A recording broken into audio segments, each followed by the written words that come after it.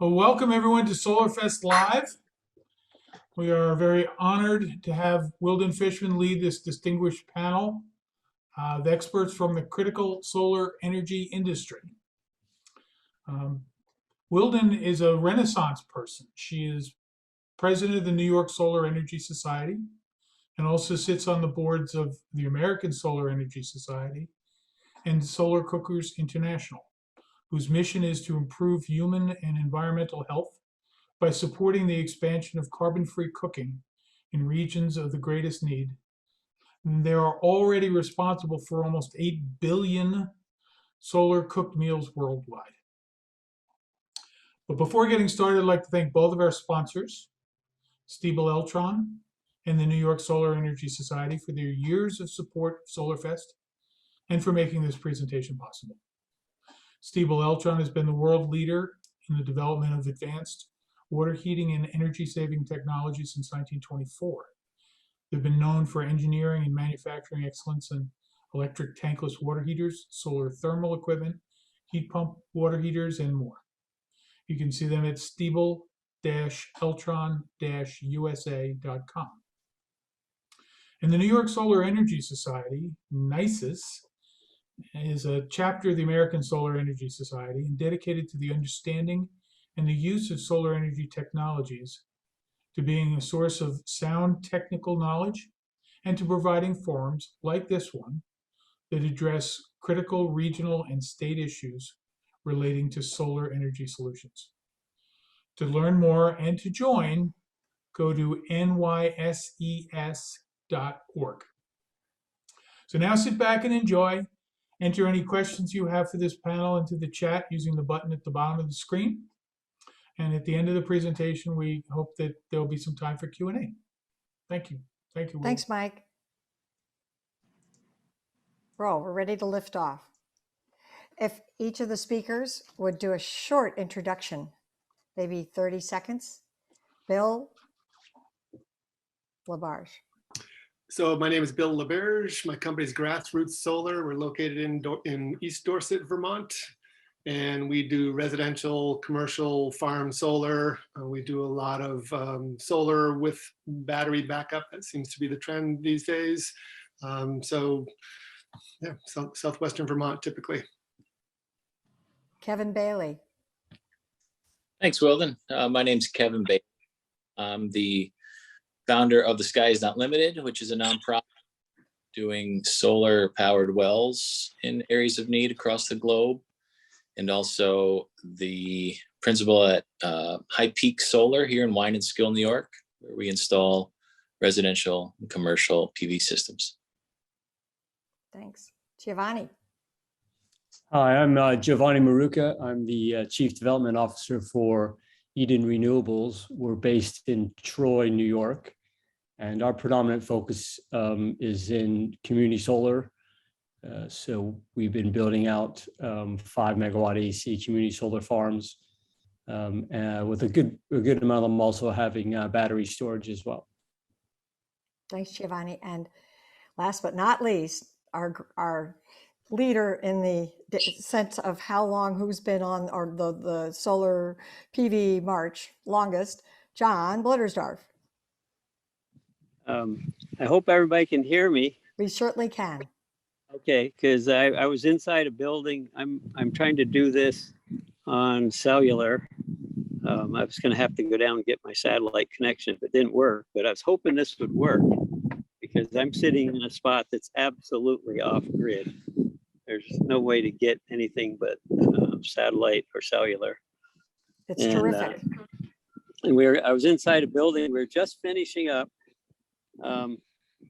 for our guest tomorrow night coming in from the Patchouli band that is playing last night and tonight virtually. And they're coming through here. And we were trying to finish this little building. It's off grid with pretty much the latest technology. Going to give us your latitude, longitude coordinates? We can send in the drone. Oh yeah, get Just pictures teasing. of it. Yeah. All right, let's get started. So the first question is, and maybe we'll go in the order, that we just went. So best practices is a technical term we use to define the excellence in all our areas of our installation work. What does not help us protect the consumer and might set us back with another black eye? Bill?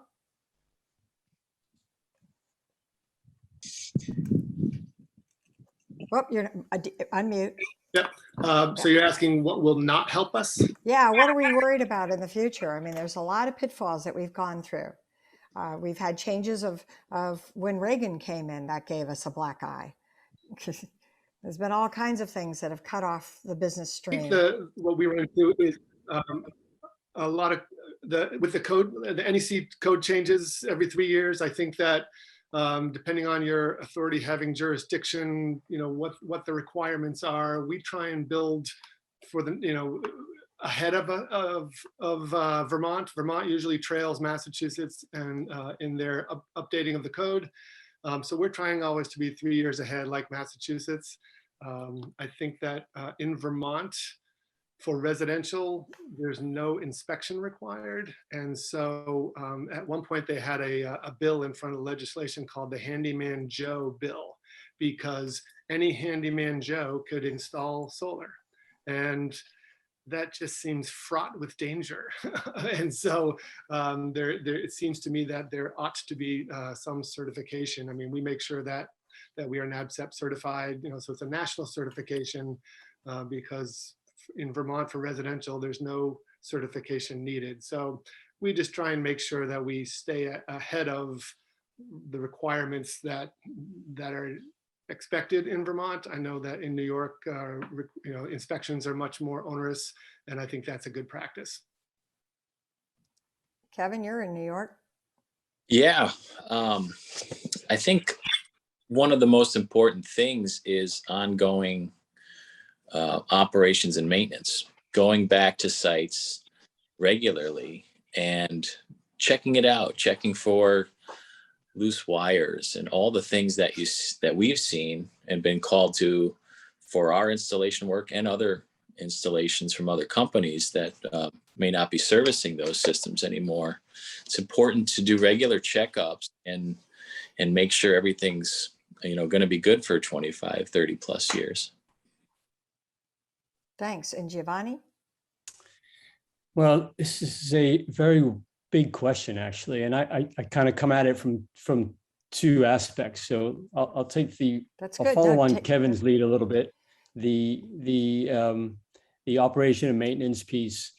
I'll just highlight a little story of a neighbor of mine, and I think this really hurts the industry. Is he's got he had an install put on his roof about 4 years ago, and two of the panels aren't quite working properly. There's something not right with them. And he's been on with the customer service folks for the better part of, so he started actually before the pandemic. Only he's able to speak to the same person every single time and still haven't resolved why the two panels aren't working. And, he's getting increasingly frustrated with solar because he doesn't understand why they just don't replace the two panels. They would still be under warranty. And it's things like that on the operation and maintenance, the ongoing stuff that I think in particular has, a potential real issue or black eye for residential solar. Second one is a little more cynical, I have to say, because I work in community solar and I deal a little bit with approvals. And all you have to do is look at the events that transpired in Texas earlier this year, where their grid nearly fell over, and a certain segment of the world likes to blame renewables at any opportunity they get.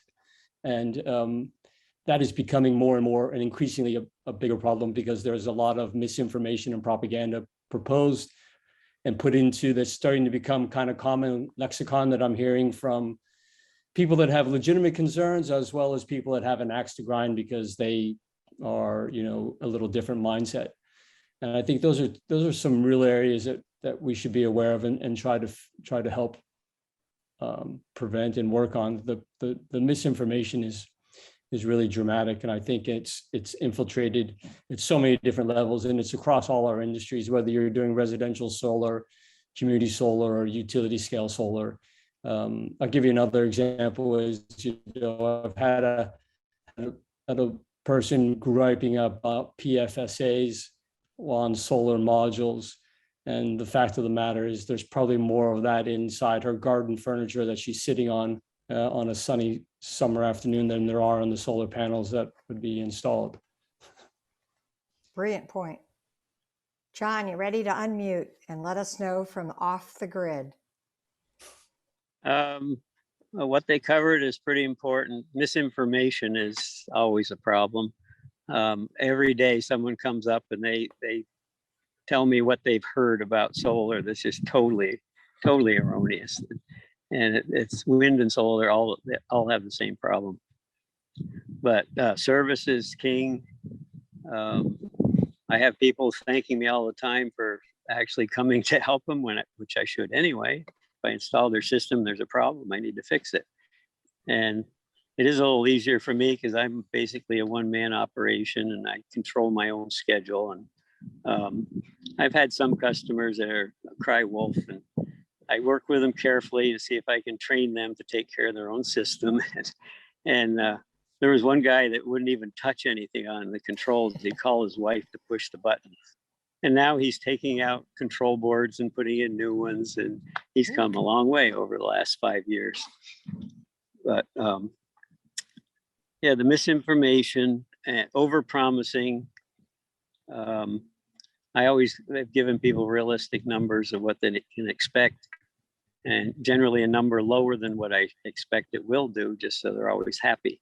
They're really happy when it's 5% better than you told them. They're really, really upset if it's 5% less.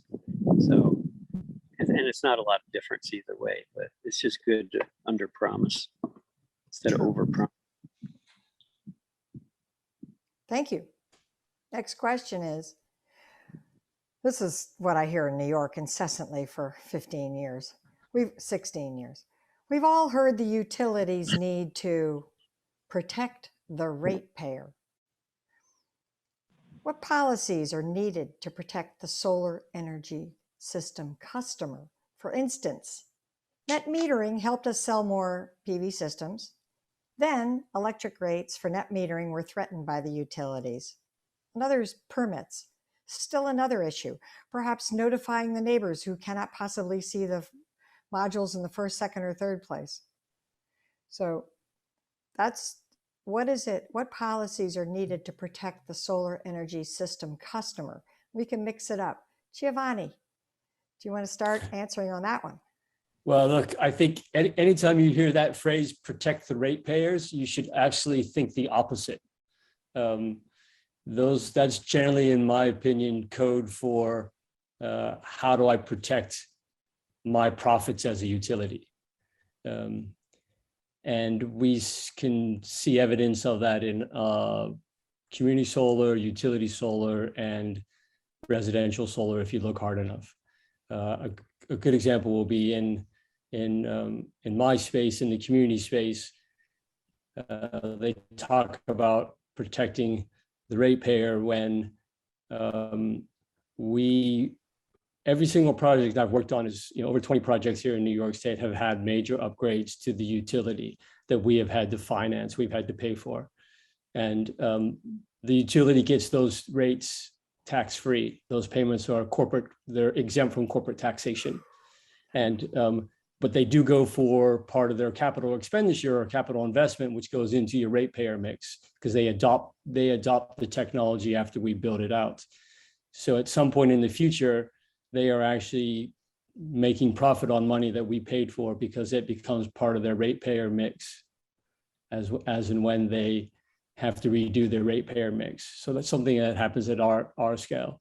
And I think on the residential scale, you can see places like Nevada where they put in net metering and then took it out because it was disintermediating them from making their profits because it was a good deal for the residential user. And if you weren't a residential user, you were costing the ratepayer more, which just wasn't factually correct. So my view on that is, when you see that phrase, dig deep, look at the detail, check, recheck, and double check.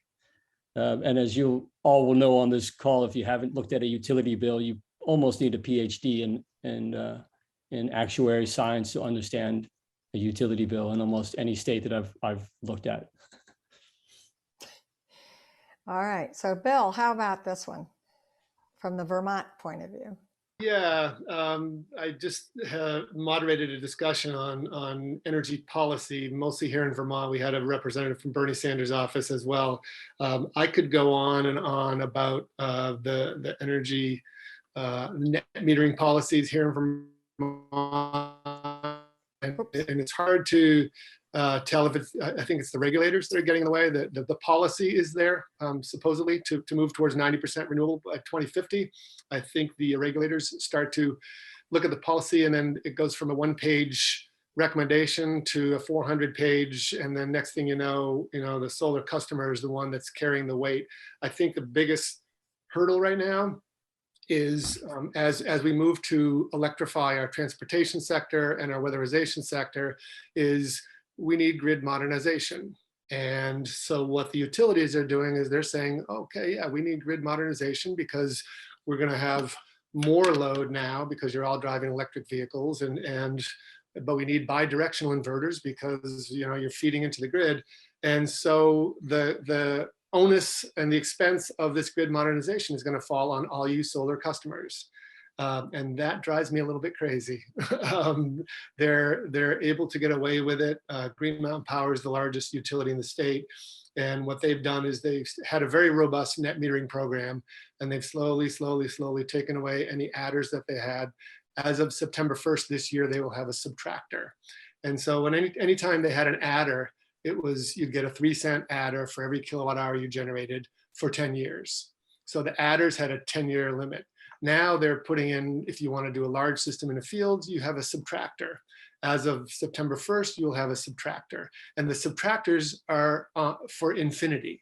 I mean, literally, and it's written in there that they just go on forever. So you can see how this is skewed. It's not towards the solar customer, it's towards the utility that seems to have the regulators agreeing with every move. So that's been a real point of frustration for the industry in Vermont. It seems like you would want policy that would favor the solar customer, because the solar customer and everything that, the energy that we bring in this time of year is helping out the utility. So the utilities will argue about the cost shift, that all of us solar people are freeloading when there's a power outage and we don't pay our fair share. So what they've done is they've slowly started adding non-bypassable fees and taking away adders. So it's been a slow deterioration of the value of solar on their minds. And that's been a little disappointing, to say the least. And then Kevin, back to New York. Yeah, I'd like to touch on the second part of what you said, which was about the permits. Yeah. I've seen over the last 10 years or so more and more stringent zoning for residential. Now I'll speak more towards the smaller scale systems. I've seen certain residential zones get prohibited from installing PV panels altogether.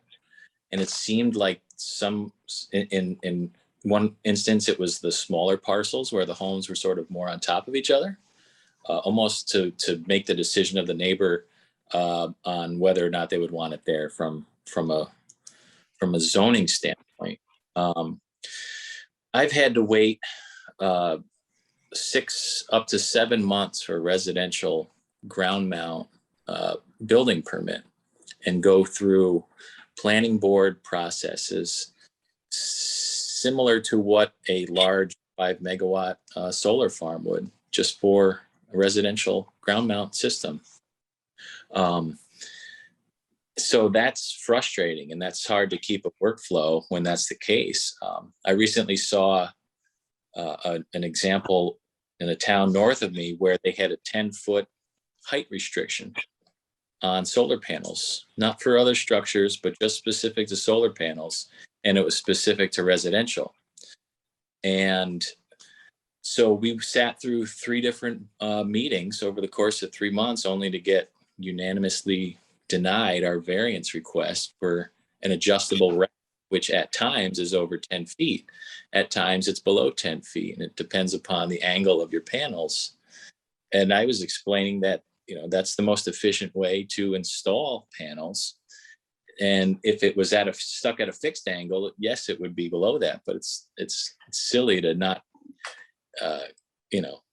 capture that added electricity that you could get. So, I think, there needs to be more customer-friendly oversight on these residential systems, specifically ground mount, because it's just crazy to have to wait 6 months for a residential building. Thanks, Kevin. And John, from the Off the Grid post. Yeah, what Kevin was just talking about, I've run into that problem, and I think it should be between the neighbor and the person putting it in. I don't think that the permitting should have any say. If the neighbor's okay with it, let it go. I've got one customer, we just upgraded, the rack became larger, and I didn't have to get a permit because I was just changing something that was already there. And technically they would never have allowed it because we didn't have an offset from the boundary line. And the neighbor's fine with it. We're actually, when we got it all done, tilted into summer position, we were a foot over the property line. He said, I don't care. He said, I like it. Yeah. So there's a case where why penalize the person when there's really no problem to begin with? The neighbor thinks it's fine. They look at the back side of it. They don't care. And in that case, it's because the neighbor very seldom goes out in their backyard. They don't, and some neighbors live in their backyard. In that case, he didn't, and there was no problem. A lot of times there's just very little space, but solar can still work if it's just allowed to do so. Of course, with off-grid, most of my customers have large parcels of land, so the siting of it's usually never an issue. Right, true. All right, here we go. Another question. I hope the audience is enjoying these discussions. I'm careful to try to keep them a tiny bit technical, but also to be consumer related.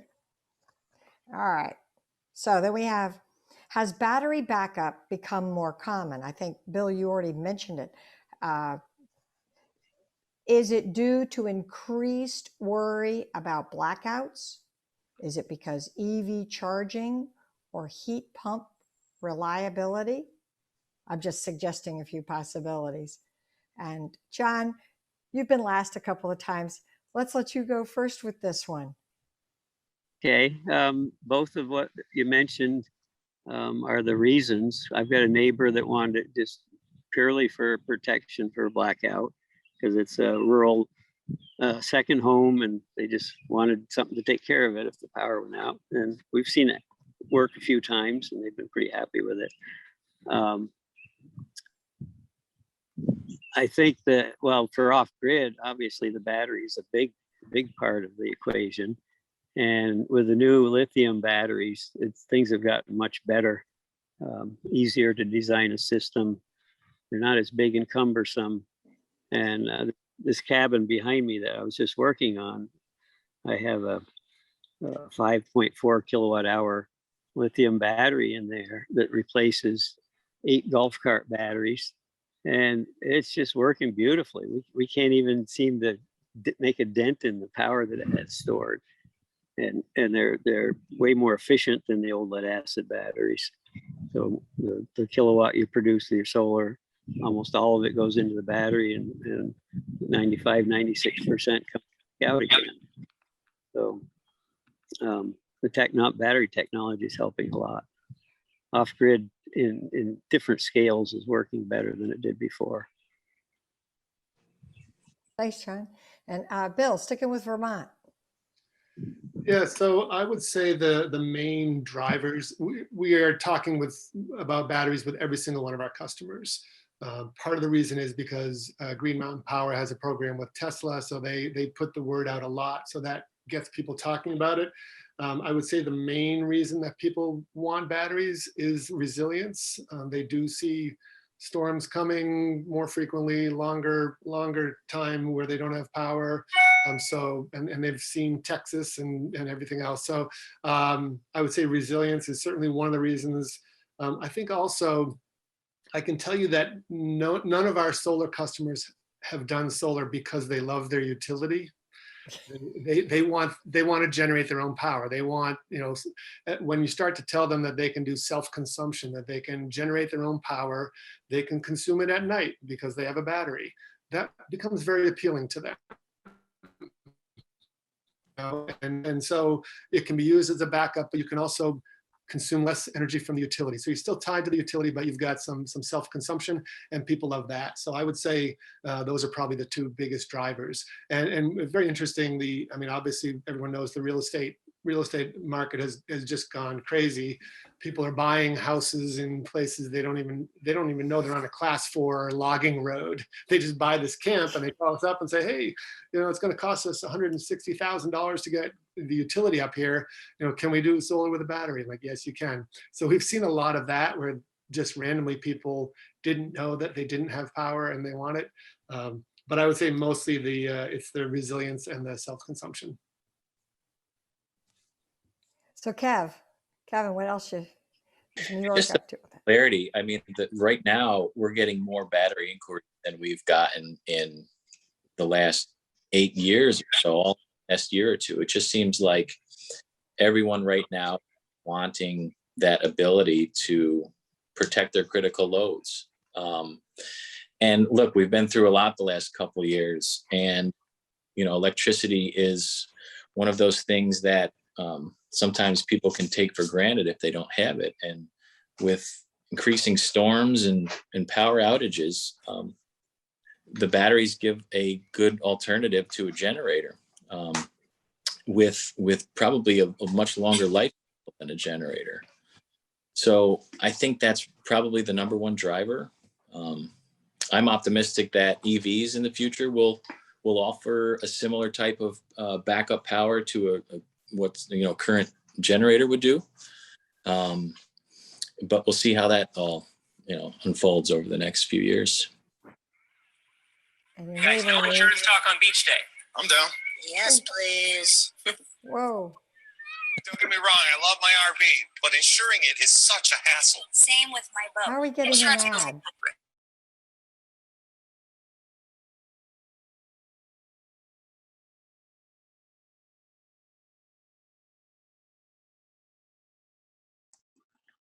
Sorry about that. You speakers are all going to have to unmute yourself. I muted everybody. All right. Unmuted. Where were we? Who's next? Kevin, were you? I'm just about wrapped up, so moving on Okay. to. Did we cover this? Did everybody get a chance? Was Giovanni? The battery think- backup question. Sure. I mean, I'm not sure much if I can add much to what the other gentlemen were saying. I think resiliency and annoyance from a residential perspective, annoyance from your utility are probably some really big drivers. I think a third one is also cost. The costs have been coming down quite dramatically over the last 5 years, and that's also, I think, contributed to the interest. Early adopters were paying pretty exorbitant prices for battery storage, and I think they're really starting to get much more cost effective than they are today. So I think those are some of the key drivers for the interest in battery resiliency, cost, freedom. So I was a little surprised because of the heat pump thing that's coming around, but that for me personally, I had a very small system because there was no way I was going to have a system without a battery, and you can't use your solar if you don't have a battery and you have a storm or a blackout. So that was one reason, but by having the battery backup, It's my well pump. I've always had water, and I've always had hot water because the circuits that I chose to put on the battery backup was the well pump and the little tiny hot water pump and a couple of other ones. But that was the big deal for me. And I've talked to a lot of people. Let's say at our exhibit table, we've been at the Albany Home Show. We've been everywhere all the time doing an exhibit table, except now we have, of course, the COVID situation. So to me, it was curious to me. It's the well pump. I can wake up in the morning and not realize because I'm turning on the water and I wouldn't have water. Now, if you're in a city and you have city water, that's different. All right. So Weldon, can I just add one more thing? absolutely, Bill. Good idea. Yeah, so on the commercial and industrial side, we're starting to see much more capabilities. You know, a lot of the way that that commercial electric bills in Vermont are charged is obviously by the kilowatt hour rate, but then they have a peak charges. And they just we're working with a store right now, they just get hammered every month. It's over $1,000 for peak charges. And that's based on 1 5-minute episode during a month. And so if all of their generators, all the compressors all turn on, they pay a monthly rate based on that 1 5-minute interval. And so the ability and Vermont is just starting to come out with some tariffs in some way that the utilities will actually pay for the interfacing of a commercial battery. But to be able to identify those loads and eliminate those from when the peak charges are going to come on is a huge opportunity for businesses. And I think you're really going to start to see some of the larger commercial and industrial batteries get utilized. Yeah, I would agree with that. We have that in our space. Our first batteries are 11 megawatt hour batteries, but we're now developing and we're seeing installed 50 megawatt battery storage solutions, 100 megawatt battery storage solutions in places like California, and some of our projects in the United Kingdom where we're working without incentives. We're seeing a really big movement in that direction, largely driven by the way the tariffs, the billing tariffs are for selling electricity into a utility. You get, as I think it was Bill or Kevin were talking about, you capture electricity when you're peaking your generation, you store it and then release it back when there's peak demand, and you get a higher rate because there's peak demands for that, in many states and many countries operate that way. So we're seeing a lot of that kind of activity in the commercial and industrial space starting to really grow in the last couple of years. Yeah, I think utilities are really jumping on the idea because they're worried about managing their grid. And there's one area in Vermont with a bunch of wind turbines, and they actually have to curtail. They make too much electricity, and so they have to curtail their production. Well, you can incentivize putting a huge battery like Giovanni was just describing, put that in that location. Now you've got a place to store that energy, and then when you need it, you can release it. So there's going to be utility scale as well as commercial and industrial uses. The industry is very ready to pivot, and I've seen this for forever. We have to pivot all the time. There was a question that did come in, and we'll probably get through some of these. It had to do with average price to get a system. So I'll read it more carefully after we get through these. We may cover it. So if anybody mentions the costs and why, actual costs. So next question is, will the consumer want to give the utilities the rights to the power stored in their electric vehicle battery if they wake up and can't drive to work? So let's start off, Giovanni. Well, look, that's a really interesting question, and I suspect the answer will be in the details of what the utility would be proposing. And I imagine that under the correct scenario where you're being fairly compensated for that, and if you have a quick charging, if you have a quick charger at your home, where they're talking about being able to charge in 15 minutes or less, you probably won't mind if the utility drains your battery and pays you for it, and then you can recharge in 15 minutes, the inconvenience probably would be worth the payment. If you don't have those things in place, you're probably not going to be very interested in letting the utility have access or rights to your electricity in your car battery. Would be my kind of initial impression on the question. But I think the real answer to that is hard to determine without seeing the details of the proposals from utilities. John, do you want to add anything to this? Yeah, I think our off-grid customers are increasing because of the worry that the grid's going to go down, even though they're not on the grid. That's a reason they intentionally go off grid. I have 2 customers right now that literally you can see the power pole from their house, and they're not connected. They just wanted to have that feeling of security that they were in charge of their own power, and nobody else can mess with it. And I told them, well, you may want to connect, because if the grid's available, it is a more economical way to do it, because you can sell the extra power you need with net metering. With off-grid, you have to oversize your system 2 or 3 times in order to be able to get through the tight spots. And then the rest of the time, it's excess power you don't have a use for. Except there are ways to find uses for it. We mentioned earlier heat pumps. I have off-grid customers putting in heat pumps for air conditioning, because in the summer they got plenty of solar power and their cabin's hot, and they said, why not? Let's just put it in. And it does require a larger system usually, but quite a few people have been willing to do it. And I'm discussing now with one designer, they want to do a net zero off-grid house, and it's pretty tough to do it off-grid.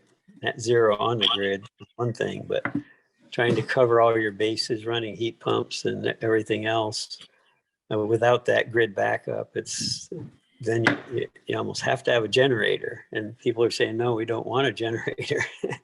So oversizing has to be done, and there are people that's their mantras, that oversize. And in a way, you are wasting power. You're not wasting power, you're making power you can't use, or your capability of not using it.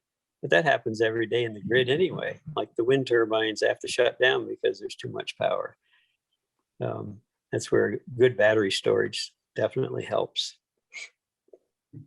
So Kevin, what you got on this one? Because I know it's a very sensitive issue. Yeah, I mean, the alternative for the utility is to load shed, right? And basically brown out certain areas. And my gut would say that they're more interested in the utility scale storage than they would be in the individual EV batteries. And, so I don't know. I don't have much to offer besides that. Yeah. Well, of course, that's a fair answer, because it is something that's being tossed around. And Bill? Yeah, so Vermont has, Green Mountain Power has a bring your own device program for batteries. So you can allow your utility to use your battery. Just as I said that none of my solars did customer because they love their utility. Most of them don't want their utility, reaching in and grabbing power from their battery, even though they explain to them, that, well, we'll make sure we're not doing it when there's a weather event, and we won't leave you high and dry. Having said that, I have one customer who they drained his battery, and then the neighbor took out the utility pole, so he was without power. So then now we look at vehicle to grid. Same thing. So we have solar, we have a battery. We could, if we are without power for 2 weeks, we could recharge our battery from our solar, recharge our vehicle battery as well. I think there are certain areas, I'm working with a company right now to get a bunch of electric delivery vehicles. So we're working with a company called Lion Electric, and they do a lot of electric school buses. Now, here's an opportunity. Buses are a huge opportunity for vehicle to grid, because these buses work for 2 hours in the morning, or hour and a half in the morning, whatever, and then an hour and a half in the afternoon. So they're sitting there at night. That battery capacity makes sense. Same thing with city buses. You know, they're doing a bunch of pilots, you know, looking at what those capabilities are. So I think on the commercial side with buses, I think there's an opportunity. I don't know about long haul trucks once we get there. I personally would not want the utility using my electric vehicle battery, but I would like to be able to run, you know, I mean, the Ford F-150 that's coming out, that's part of their advertising, is they're saying, hey, you can run your house off of this thing. I think you should be able to do that. I don't think any of my customers are going to want to say, yeah, I can do that, and I'd love to have my utility do that. I think they're going to say, no, I want to do that. Anybody else got something to say about this thing? All right, I know that it's tricky. So is it fair to say the consumer won't do energy efficiency first and will probably be happier just seeing solar on the roof? So Giovanni. Look, this is, again, a really good question, and one that's been a little bit of a pet peeve of mine for a while, not only from a energy efficiency side, but even from a generation perspective.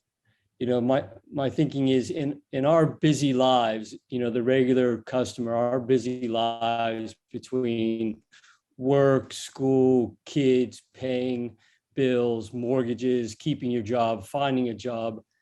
When you go to flick on that switch in your house to turn on the electricity, why should you have to worry? Why should the responsibility be with you to worry about whether that electricity is brown, whether your house is energy efficient, whether it's green electricity? In order to make the impact that we need to solve some of the challenges that we face from a pollution and climate change perspective, have to be done at a different scale. And trying to push that onus onto the consumer, in my opinion, is just a bit of a cop-out. And a bit of responsibility shifting from corporate so they can protect their vested corporate profits. It's just where we are and what we need to be doing, trying to make those programs, they're great to have, but to actually make them viable to solve what we're trying to accomplish is too small. The scale is too great. And I think it's a bit of a shame that states, governments, countries, corporations aren't taking a greater responsibility and just seem to be trying to pass that onus over to the consumer. John, unmute and tell us what you think about that last question there. Is it the energy efficiency first is what we preach? In the best world, it's EE before RE. Do you think the consumers are going to wise up? Are they just going to buy bigger and bigger solar energy systems? Yeah, it seems to go both ways. I have customers that had good intentions, but didn't really hit the efficiency goals at all. We have ones that don't care. They just want everything to work and oversize. Then the other extreme, I have off-grid customers that live with, in fact, I had a call the other day. It's one down toward your area, Kevin. It's one of my oldest customers. She has 2 80-watt solar panels and a Sunfrost 2 cubic foot refrigerator and a couple of light bulbs. And she said, maybe I'll upsize someday. Maybe I'd put one more solar panel in. And we've talked about battery technology. She may go with lithium iron phosphate batteries next time around when they wear out, but just very little needs. So it's all over the map, but a lot of people are doing it because they want to do the right thing. So Kevin, what do you think? So I took things one step further at my own place here in a way. I'm grid connected, but I took my refrigerator and my freezer and I put them off grid. So I removed those loads altogether from the grid. I've got, as John mentioned, Sunfrost, I've got a Sun Dancer, which is a similar low voltage DC fridge. So I have one panel, 200 watts mounted on the side of the building, powering that that fridge and just one little battery, one tiny battery that runs that fridge nonstop for several years now. And I liked it so much, I bought the accompanying chest freezer and put that off to the other side of that. So that's a completely off-grid setup. And that's taking that load off of the grid.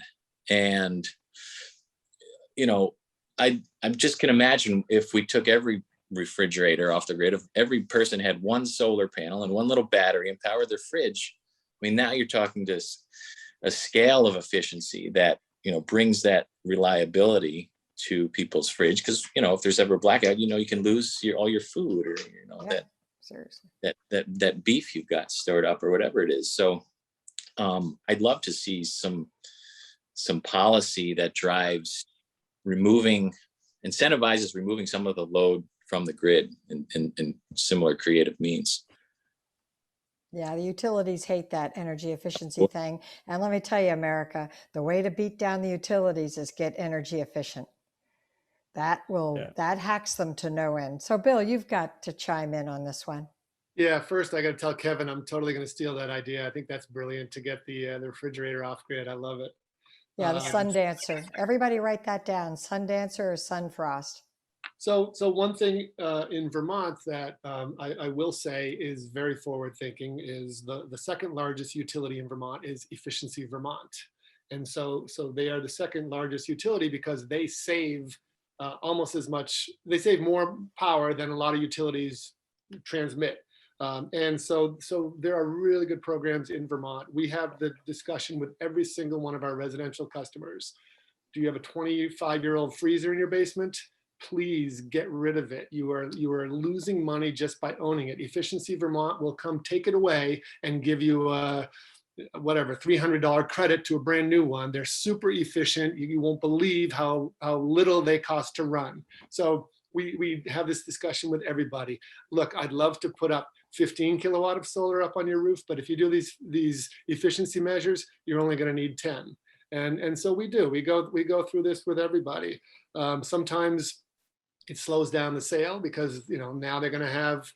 We also explain to them that, you know, if they have the capacity to produce it, it's not just a matter of efficiency. It's about getting rid of fossil fuels. So why don't you look at heat pumps? You know, so we have a guy that we work with. He's brilliant, low price, and he'll come in and give them. It slows down the sale again because now they got to see how much it's going to cost for the heat pumps. But when we put this whole thing together, they're saving money. They're more comfortable, you know, and we're going to provide the correct amount of solar for all of that. So we absolutely have that discussion with them all the time. And then I will say, like John did, having said that, there are some customers.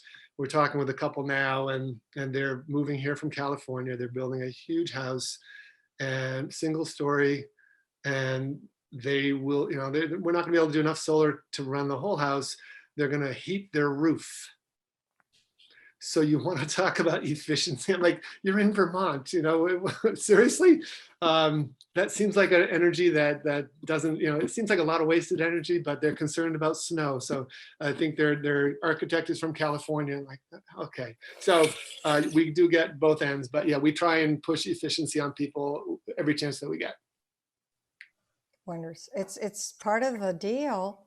Has everybody had a chance? I think we've covered this one. So then we get down to one steady criticism of photovoltaic modules is toxicity. We've touched on this. Toxicity leached onto the land beneath the array. Another is embedded energy to produce the module versus the trickle of energy that module will produce will never cover the energy that went into making the module. So how can we push back with cradle to grave recycling and best practices? Giovanni? Well, look, I think this question falls into the category, in my opinion, of largely propaganda and misinformation from vested interests.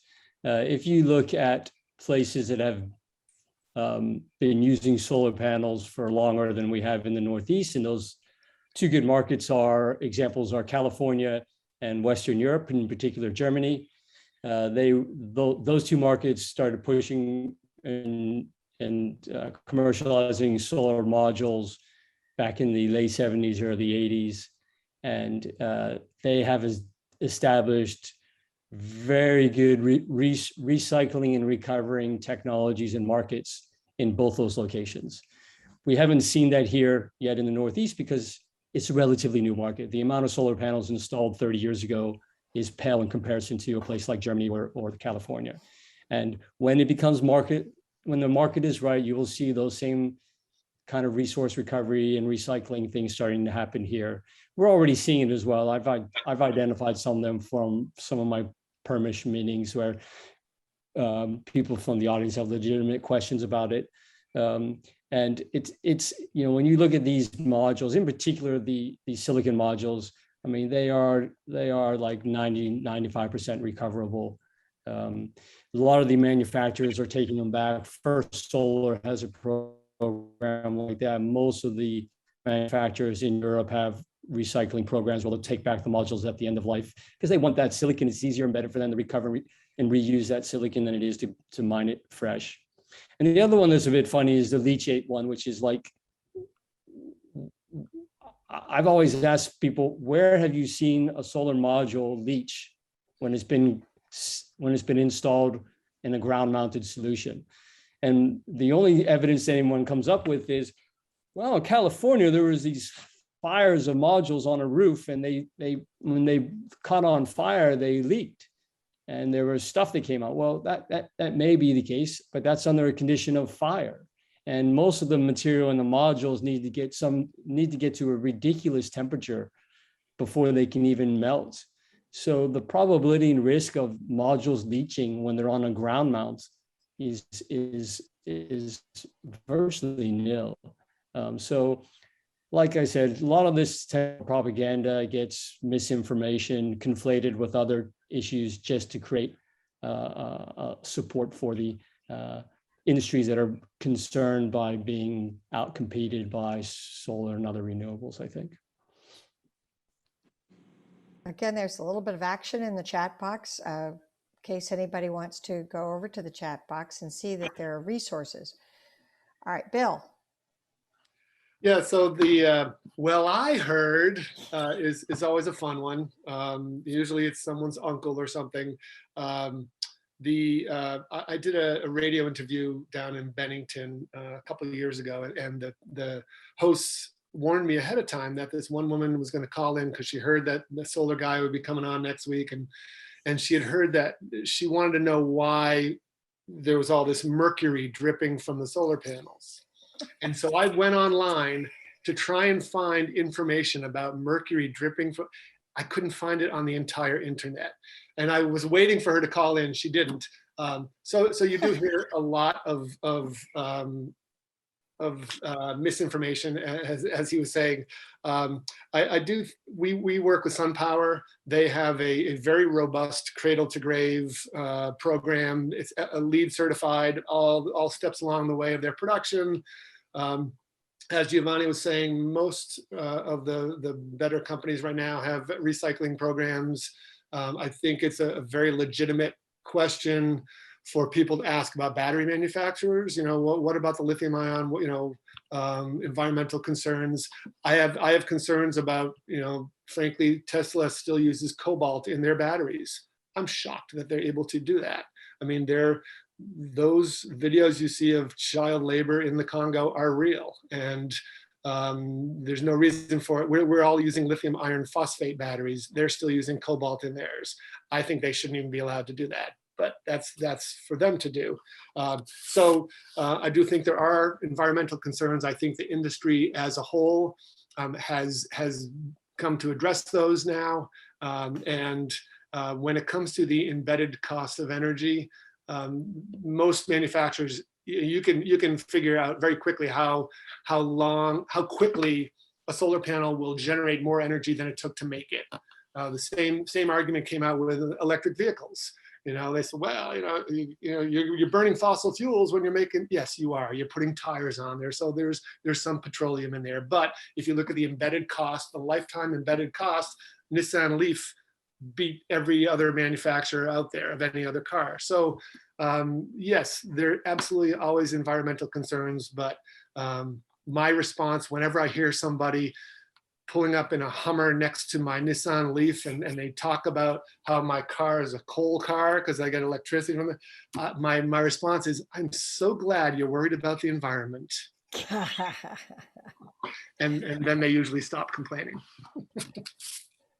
So Kevin, I think Giovanni hit the nail on the head saying 90 some odd percent of a solar panel is renewable. I've recently sat down with my wife's friend and her father, and we were talking about electric vehicles and batteries. And he looked at me dead in the eye and said, I'm really worried about the environmental effects of all these chemicals in these lithium batteries. And, you know, I don't know the end of life cycle of these batteries, I'll be honest. But what I do know is that we're hauling train loads of radioactive waste to places like Yucca Mountain, maybe not anymore, I don't know, but that has to be factored into the end of life in the big picture. So yeah, it's just something that, you know, unless we're not going to have progress and build new things, then, you know, we have to address as we go. And there's big changes and challenges that we face. And if you know, we'll be able to tackle that. I'm confident that you know, remanufacturers will do the right thing and we'll figure out that end of life cycle. The answer to tilting the scales of making renewables is just adding more renewables to the grid. More, you know, more renewables we have on the grid, the more renewables we can make with renewables. So that's the answer to that, is in short. So it's just something we have to stay the course and just keep going with this. Don, your opinion on the battery Well, or solar I've been, modules both? yeah, I've been selling systems for 25 years, probably over 500 customers out there. And I take back any panels that are broken and replace them. And all of the panels that were broken in the last 25 years are in my shed, and it takes up 4 square feet. So gives you an idea. It's not a big problem, period. And most panels fail, at least in the 20, 30 year range, because they're broken. You know, the snowplow hits it or somebody throws a rock at it or something. It's physically damaged. If nobody touches them, they'll continue to keep producing. And I only know of one person that had some panels old enough that they actually have had them fail from old age, where moisture got behind the glass and there was mold and all kinds of weird things. We're talking about 50-year-old PV panels, 50 or 60-year-old panels. They were antiques when I got into the business. Looking back at those, they were really strange looking things, but Very strange. those are the only ones I've ever seen that actually have failed just being old. Thank you, John. I had one comment in that when New York Solar Energy Society had our last big conference, Dr. Richard Perez from SUNY Albany spoke.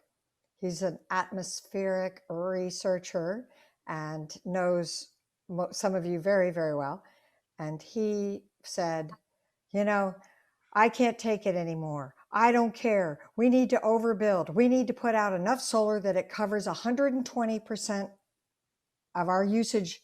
And we just trash what, if the day is going by, it's bright and sunny across all of America, then just throw some of that away. And I also add, batteries will be coming in and catching up in that area.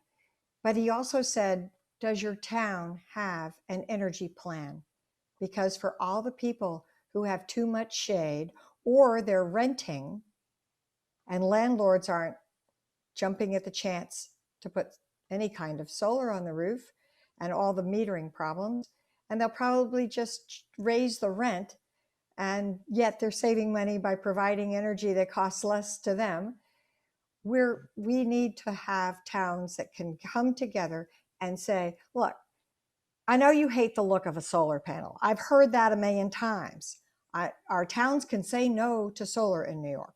So therefore, how about we decide where you can't see it and there's a great spot where we can put, well, what becomes eventually a microgrid for the whole town. So that's what I wanted to add. In case any of your towns and all of you on this call, Zoom, have a chance, do think about that. Does your town have, and I'm just saying energy plan, I'm not saying clean energy, but a place where you can put in a pretty good 2 megawatt, 4 megawatt grid array so you have it local. Because remember, if you put the arrays far away, the lines that carry the electricity leak. So the shorter, the better. And if it's on your house, of course, even the sunspots don't disturb. We could get a giant sunspot that could do some big old damage too. All right, back to the deal. So the questions. That was a little, I'm hearing so many things and I think, oh, I would have said this, I would have said that. What, Bill? Your turn. One of the things that they recently did in Vermont is they're requiring towns, if they want to have a say in, someone wants to put in a large solar array, in order for the town to have deference in the permitting process, they have to have a site plan. Not only do they have to have a site plan, they have to identify, an energy plan, they have to identify sites in town. And it's an interesting process because what happens is we go to the town, they say, would you rather have it here or here? So previously they hadn't said they wanted anywhere. And now they're committing and saying, oh, wait, we like it over here. So it's an interesting process because now towns are actually starting to come out and say, yes, we want it here. They didn't know that they wanted it until someone told them that they could pick out a spot. So that's been interesting. If everybody's had a turn on that one, then Well, look, this topic is a day in of itself. I mean, this question you could have a whole 2-hour session on and still not cover all the interesting subjects because it's an amazing topic, really. because I work with the public for decades, that's kind of why when some questions were put together by the board of SolarFest, I tweaked them just like this because that's what I'm dealing with. I hear from the public. I'm out in front of the public. That's right. Right. So we're looking at the, let's see, early adopters. Early adopters started the industry. Several very big Fortune 500 companies saw the financial benefits. Then came the wave of phone rooms and national companies wanting to install at zero down.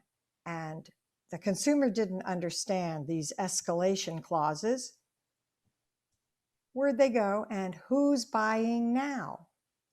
Who's servicing those big national companies that had the huge phone rooms that came in and installed all this zero down with the escalations clause? Starting with Bill. You're laughing away. Yeah, well, because we experienced Solar City here in Vermont. And I hope people don't mind my naming names. But when we talked about at the beginning of your very first question, what is a disservice to our industry? Solar City was a disservice to our industry because they came blasting into Vermont and they told everybody, we told our customers, just Google solar lease nightmares. And it was all about Solar City coming into Massachusetts and just putting liens on people's properties and New York as well. Yeah. They came into Vermont and they just permitted people. Don't worry, we're just going to permit you. They did all these, and then they started installing and they didn't have permits and they just, it was one fine after the next. And it was a blight on our industry, I have to say. At first I thought, well, they're going to come in and they'll be bringing awareness and awareness of it is good. No, it was bad. The bad installations, bad permitting, leaving people high and dry. One of our customers had Solar City do their house in Manchester, and then we did their camp up in Lake St. Catherine. And she's telling me about all these escalation clauses. and how her electric bill's going up. She has solar on her house and her electric bill's going up, and so we added some onto her lake house to offset, the fees that she's having to pay on there. So yeah, it's, I mean, they had a cup of coffee and they left. Sadly, they're trying to, Tesla Solar is trying to plant their foot back down in Vermont. We're telling people, do you remember Solar City? So yeah, unfortunately, there are some national companies. I think Sunrun does a nice job.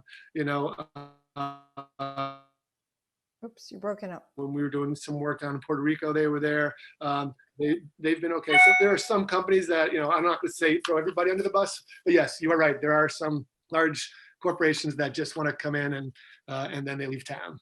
Was Nat Grid another one? Not in Vermont. Not in Vermont. Okay. So Kevin. I'll just say that we get more service requests than we can handle by a lot. And I only see that going that direction too, as we go forward and more systems age. There goes back to what we talked about in a prior question, was just needing folks to stand behind their work and needing folks to step up and maintain these systems as time goes on, because there's just going to be more and more of them. And the ones that are out there now, it seems like people are having a hard time finding someone to service them. I can't imagine. And even if they know, because that the system has any problems, or maybe it's not working at all, and maybe it didn't even work in the beginning. So John, give us a little what you've seen in the field. You're mute, please. Yeah, there you go. Yeah, that's been an issue. I had one. Did a site visit. An older man was thinking about doing solar, and he said Solar City had approached them, and I found out through a third person that this guy was being pushed by Solar City to sign a contract. So he said, why don't you go over there and talk to him and see if we can talk a little sense into him. And so I went over, and he said, well, they're offering, no money down, and it was the escalation clauses on the contract. And I explained it all to him. And I felt really bad, because I just felt like they really forced that guy to sign those papers. He was questioning it, because I had gotten a chance to talk to him. And he said, well, how could I put the system in and minimize my cost? And I said, he had east-west roofs. He didn't have a south-facing roof. And I said, we're talking just generally what his plans were with his property. And he said he's going to build a garage next to the house, because he had a whole bunch of things piled up. And he said, yeah, I'm going to build a garage soon. And I said, well, when you build your garage, have the roof face south, which is what it would be doing anyway, just for this location, and keep the back of it low to the ground, so you get up on it with a step ladder. And then that's a installer friendly roof. And then the installer can do it a lot cheaper, because he doesn't have to have heavy equipment to get up high and have to work with harnesses and everything, because it was low enough on the back that the drop was not dangerous. And he said, that's a good idea. So then I noticed he started building his garage, and then I noticed all the panels went on his two roofs, east-west, and he signed the deal with Solar City. So even being coached about what he was getting into, I could just picture those people just standing there and just kind of forcing him to do that signature. But yeah, it's been a problem. Anybody want to add anything? Just that the escalation fees have been a lot to bear, especially for some of the smaller municipalities up here upstate, where those rates have far outpaced utility rates. And when people thought they were entering into these contracts to save money, they're actually paying substantially more.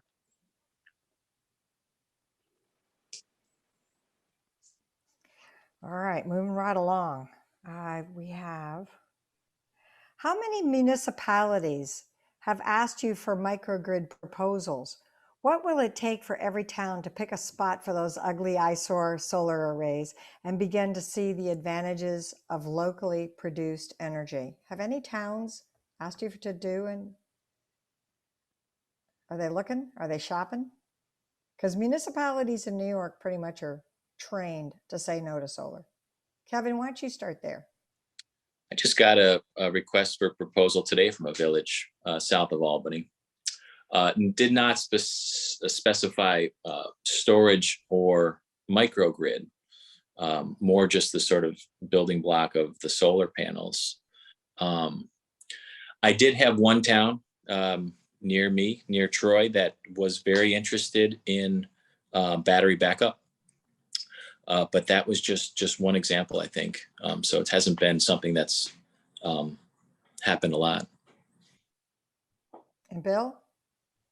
Yeah, unfortunately, it has not happened a lot. We have talked to a couple towns, as they, because inevitably what happens is one of our customers will be on the select board. And so, they do solar on their house and they start talking to the rest of the select board and they're like, hey, we're building this new salt shed. Why don't we, it's right next to the firehouse. And so we're starting to have those conversations.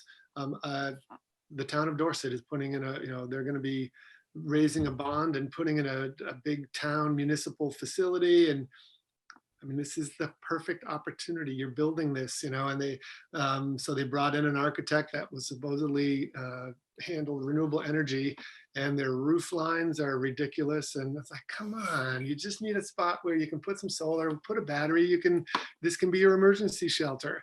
And it's not in their plans. And actually, when he presents to the town, we went to town meeting and he showed, here's how much more it will cost to do the building. If we build it, with typical building standards, or if we build it solar ready, it'll cost another $90,000. Or if we add solar, it's going to cost 200 and something thousand. And I raised my hand. I said, yes, but you're going to save $450,000 in the first 20 years. They don't really, they're not thinking that yet, and they should be. Giovanni? I don't come in too often. It comes up occasionally. It's something that it should look more at. I am working with a handful of municipalities here in New York State, but they're slow discussions. It's local town politics, planning boards, town boards, zoning boards, even that whole process. Even when you're doing it for themselves, there's a whole bunch of it's a decision by committees upon committees, and it's something that's is quite difficult to get over the line. Where we have seen much better experiences with community solar, that seems to work quite effectively, and it's kind of a hybrid. It's sort of not a microgrid, but a community solar connected to the utility infrastructure is generally going to be used locally. So we try to prioritize the subscriptions to the local towns first. So it behaves in a similar way because anyone can participate within the town, and those electrons generally will be used in the town, even if they're not a subscriber, because the electricity, the benefit of solar is you generate locally and use it locally. Yeah. So you minimize so many of the losses from moving the electricity around the system. So community solar kind of behaves similar to a microgrid scenario, but I don't see a lot of it. It's tough to get those over the line. And John, have you bumped into any of the municipalities? Yeah, a while back I'd worked with usually the projects that were being put forth were fairly big, and I was a small company, so I just went to some of these meetings to see what was happening, and then generally they're very competitive bids, and in some cases I didn't even bother to bid because I'm pretty sure I wouldn't get it. Yeah. And there's only one larger system that I've done, and that was when Kevin was working for me, and that was his first one. His first system he designed was bigger than anything I had ever built up to that point. Whoa. And I let him design that one, and I wasn't even going to bid on it because I knew the bidding process, just the paperwork to do it, was going to be really difficult. And Kevin said, I can do it. So I said, well, if you want to try. And he did the proposal. He did the presentation to the power company. And then afterwards we said, well, what's the next step in your process of selecting? And they said, well, I guess you guys sign in the papers. Good closer. So that was my one and only big, larger size system. Kevin and I worked on that. Mostly Kevin, he did it. I'm still just the residential guy, mostly off grid, but always experimenting with something. Well, and Wilden, we did have this conversation with Bernie Sanders' representative today, because part of the difficulty with the municipality is them not being able to monetize the 26% federal tax credit. So how do you work around that? The same thing with a lot of nonprofits. These municipalities, are they going to have to pay a 26% premium because they can't take the tax credit? So it seems to me that if that tax credit were a rebate instead, then you would see more nonprofits and municipalities start to jump on it. Anyone I think it's else? a good, Oh, that's a Giovanni. good point. I think if everyone's keeping an eye on the infrastructure bill, I don't think there's much hope of getting a rebate bill, unfortunately, but they are setting aside money in there for nonprofits, which are mainly municipalities, to seek federal grants up to 80% of the value of your installation. And that may, if that passes, if we can get some bipartisanship, which is, always difficult in today's world, I think that'll alleviate and probably make some of these projects a little more interesting and move forward a bit faster than what we're seeing. You can get an 80% grant from the federal government, that alleviates a lot of the costs. Yeah. Shall we move on? We're not going to go stray too far from this now. We have about another, just under about 10, 11 more minutes. So I think. So describe your most unique solar installation as the doors reopen post-COVID-19 pandemic restrictions. Start with John, because I know maybe the off-grid situation was a little bit different with COVID-19. Some of the installers were told you can't go out the door, and NYSERDA managed to forget that maybe they need to go out and secure whatever has been built so far. It was a very clever question, and NYSERDA, oh yes, you do have to go out and secure. So John, what have you seen with your most wild post-COVID-19? Since most of my customers are off grid, I've seen a big increase in people that have off grid properties. People with off grid properties that have just had it as a camp, suddenly looking at it as a primary home, because of, a lot of them live in New York City or Boston, and Yes. They now look at their camp in Vermont as their safe haven. And so several of them are building a new house, on the property. And the number of off-grid jobs, and they're all sizes, from real small ones to large ones. The young couples, there's tiny houses, they're getting into putting tiny houses down. Some of them have power nearby. They still want to go off grid, keep and possibly connect to the grid at some later point.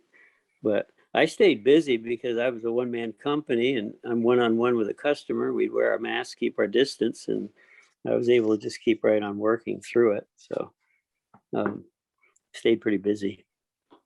Giovanni, you may have been doing larger systems and see a little blip there.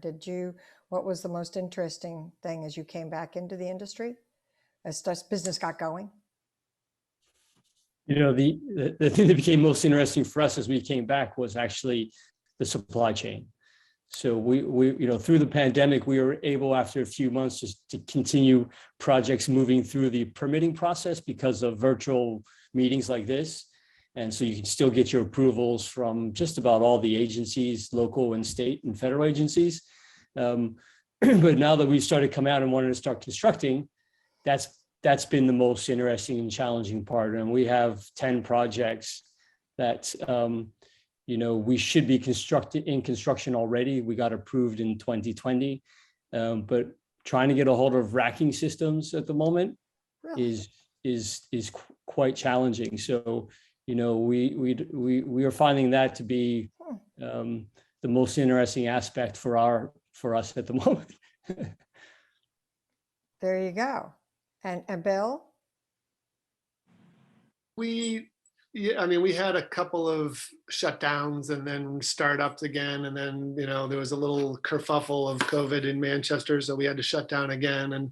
And we had, you know, we're outdoors. And so we're able to get back at it. And, you know, the guys are, you know, look, when you get to the customers, you know, you're wearing a mask, you're staying outside, and they all, you know, 2 vehicles, they're all masked up, and they get to the site, and the homeowner comes out and gets right in my installer space and says, "Take that mask off. Don't insult my intelligence." Oh, And I was glad I wasn't there, because I would have insulted his intelligence. They handled it well. I mean, I think that was probably the only person that really you know, made things weird. But I would also mimic what Giovanni said. We did a quote for a 60 kilowatt ground mount for this huge house that they're building. And we did it back in January. So they asked us to rebid it. I mean, to reprice it. And I called my steel company, 3-inch galvanized steel pipes. And he said, this was 2 weeks ago. He said, yeah, the prices are good for 24 hours. He said, the prices are so volatile that I can't promise you tomorrow that it's the same price. So that makes it really hard. You know, we haven't had that big a supply chain issue, but certainly the price volatility makes it really hard. and by the way, my friends who do solar thermal in India, they can do steel with nothing but solar thermal mirrors to focal point. So Kevin. So when the pandemic first hit back in March 2020, we were knee deep in a very large project. So we were paused for almost 2 months, which actually worked out good because it was the peak of mud season, and get at that time, you know, weather-wise and site conditions was good.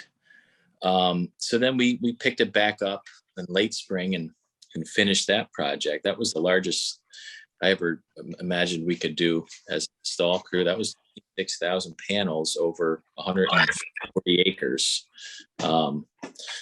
So hats off to all the people that helped build that project. On top of that, we've done some other off-grid servicing. We helped build an off-grid project on top of a mountain in the Adirondacks for a communications tower for the countywide 911 system. So I guess you just never know what kind of work is going to come about, but you got to be ready for any size and type of project as an install crew, and be ready to go and travel, and that's what I find the most exciting part doing solar. I would too. I agree. How's the workforce? We did get a question about from someone who said, you know, what's the pipeline? What do I do first? I mean, I always say, well, go check out NABCEP and yada, yada, yada, yada. But I know that in northern Minnesota, for instance, I work with Winkleman Solar. He needs people who have at least some kind of skills.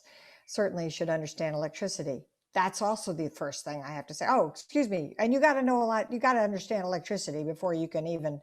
So how's the workforce? How's the workforce development? John, you're a single operator. I don't know that you're going to be the first one to answer too much on this one, but tell me. Oh, unmute. Okay. Yeah, I've at times thought I was a training facility rather than a solar company, but a lot of guys have come through, and I usually right out of college, you know, environmental studies, people like that, sometimes no electrical experience. So you got to train them for all of it. So I've trained probably about 50 people over the years. And Kevin was one that I really wish he could have stayed with me, but he lived too far away. He had to go back home, but they've all been successful, everyone that's come work with me. And I've got one guy now that's part-time, super reliable. And so he's kind of has an open schedule. So I just call him whenever I need him. And I have one other person that worked with me. I had sold my company to Rob Stubbins Electrical and was there for 2 years. And this one guy worked with me there. And then when they shut down the solar division, because of too much competition, all these big companies from out of state,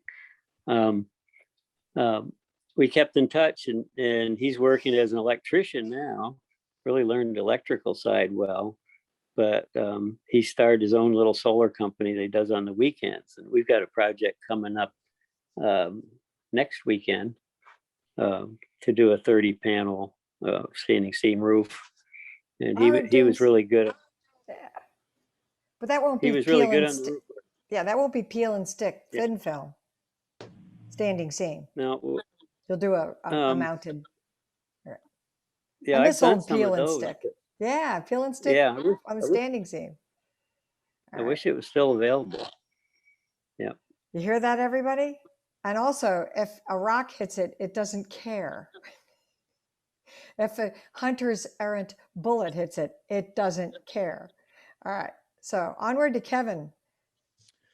Since you were one of the victims that John had to deal Well, with. I just say that John's training, it was such a great experience for me to learn from him, and I'm sure all the other folks that have gotten training from John would say exactly the same thing. And he's put on some great trainings at SolarFest in the past. And Weldon, as you know, the need for education and training in this field is huge. It's I think the biggest challenge that we face in a lot of ways. And I think, SolarFest as we go forward is we're hoping to do more trainings and classes, as have been the case in the past. From a business standpoint, I've been looking for interns, hoping to find people who will come in and learn. There is programs through New York State for clean energy internships, of which my company is eligible to offer. And unfortunately, we didn't have anybody respond to I reached out to a handful of people, but all of those folks had other offers at that time. So we're still looking for some good people to grow. And we're going to need to if the volume of service and new work that keeps coming, there's no way we can grow without good young or old enthusiastic people ready to learn and embrace all the challenges and that encompass the work that we do. Giovanni? Look, we're a little different because we tend to outsource the construction work. So we don't necessarily do that ourselves. So my workforce is more focused on the professional development side. So, and in that area, it's rapidly growing. It's really hard to find good people at the moment. There's a lot of demand for project managers, project developers.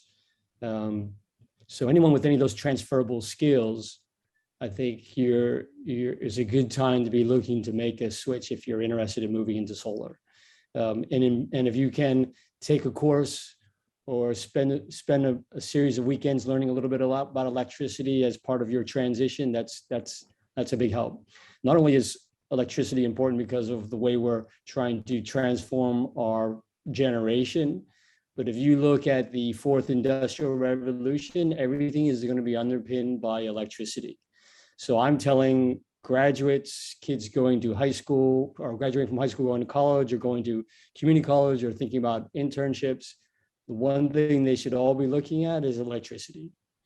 Having some understanding of electricity will put you in a very good position going forward for the next generation, I believe, because it's going to underpin everything that we do.